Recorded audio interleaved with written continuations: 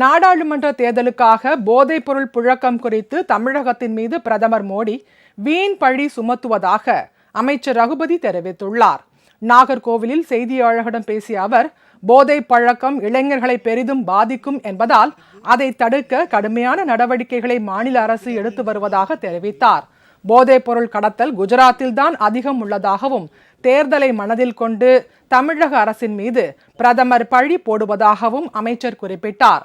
India முழுவதும் போதைப் பொருள் புழக்கம் உள்ள நிலையில் தமிழகத்தின் மீது மட்டும் பழி போடுவது ஏன் என்று கேள்வி எழுப்பிய அவர், அமைதி பூங்காவாக திகழும் இங்கு யாரும் குழப்பத்தை ஏற்படுத்த முடியாது என்றார். பாரத பிரதமராக இருக்கக்கூடிய மோடி அவர்களுடைய மாநிலம் தான் குஜராத். அதுதான் நீண்ட கடற்கரை கொண்டு அவர் 1660 மீட்டர் கடற்கரை உள்ளது.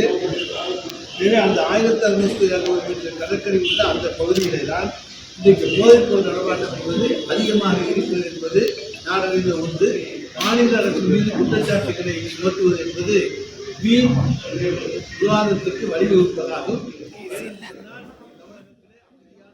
குட்கா மோசடி வழக்கில் முன்னாள் அமைச்சர் விஜயபாஸ்கரை சேர்க்க ஆளுநர் அனுமதி அளித்திருப்பதால் அவருடைய பெயர் சேர்க்கப்பட்டிருப்பதாகவும் ரகுபதி கூறினார். உங்கள் ராஜ் நியூஸ் தொலைக்காட்சியில் திங்கள் முதல் வெள்ளி வரை தினந்தோறும் பிற்பகல் 2 மணிக்கு உங்கள் பகுதியில் உள்ள குறைகளை நேரலையில் தெரிவிக்கும் புகார் பெட்டி நிகழ்ச்சி. பங்கு பெறுங்கள், பயனடையுங்கள், காணத் தவறாதீர்கள்.